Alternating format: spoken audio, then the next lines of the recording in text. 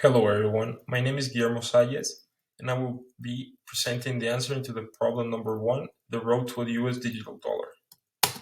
Since mankind started spending currency, there have been various ways of facilitating the usage of money. Nowadays, we have three main ways in which we can make transactions with our money: paper, electronic, and digital. Paper money was first used more than 1000 years ago and is still the norm for emitting currency for countries. It has been used since the 1800s in the United States. There are many advantages to using paper money, like once you use it, the transaction is instant and tangible. It is backed up by a government, but carrying around a lot of cash is impractical and unrealistic for some purchases. For example, buying a house is nearly impossible in most places with cash. Electronic money is the way most credit card and debit card companies work, where you will go to a point of sale, make a transaction, the transaction then goes to a payment network, then the emitting bank and receiving bank need to make the money exchange. This process can take up to 7 to 14 days, and they include fees for everyone that handled that exchange. The terms digital currency and electronic money might sound like they are the same thing, but they most certainly are not. To fully understand this, you need to break the different digital currency variants that are offered into three main categories: decentralized cryptocurrencies, stablecoins, and central bank digital currency. A decentralized cryptocurrency like Bitcoin, Ethereum, Dogecoin, Shiba Inu is a form of digital currency which is not issued by a government nor any central authority and is not pegged to anything. The values for each of the different cryptocurrencies is determined by scarcity and by the number of people willing to trade it. You can exchange them for goods. Decentralized crypto uses distributed ledger technology to verify the transactions, and all of the transactions are public and available. Encryption is key here, where no personal details are shown in crypto addresses. This form of digital currency is decentralized and unregulated. Stablecoins use the technology of a cryptocurrency distributed ledger, but you attach a value of something that already exists, such as the dollar or gold or even maybe a pool of currencies. This makes the stablecoins not as volatile as Bitcoins. Stablecoins are the easiest way of converting your cryptocurrencies into fiat money, since the value of it is one to one. Stablecoins such as USD Tether, USD Coin, or Binance USD are the most known examples of a stablecoin. All of the aforementioned are examples of attached or pegged to the US dollars. Central bank digital currencies are banks' answer to all the money supply coming into countries' economies without using traditional money. Banks were seeing how people were using cryptocurrencies to fund their lives and how they had no say in it, so now they want a seat in the table. Governments and the central banks are starting to realize the shift and the progress in the financial and technological world and are starting to take this seriously. Central bank digital currency is just like cash but digitally stored inside of a wallet.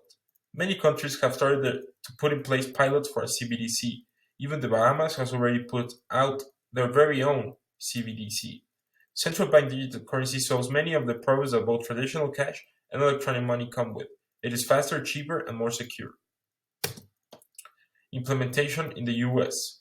For a correct implementation of the digital dollar in the US, many technical requirements must be met. A safe wallet with all the security requirements, identity verifications, and the ability to reliably store, send, and receive the CBDC must be created. The Fed also needs to create a safe payments layer in which all the digital dollars will be transacted on.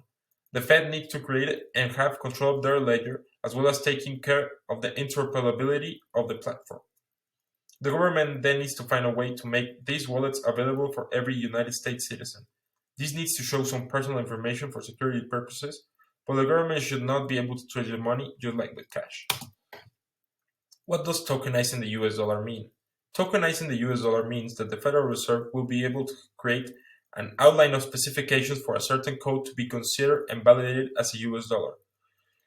The Federal Reserve has to issue and back it. With tokenization, you can automate economic transactions. This means that many of the intermediaries that we need to fulfill our daily economic transactions will no longer be needed nor useful.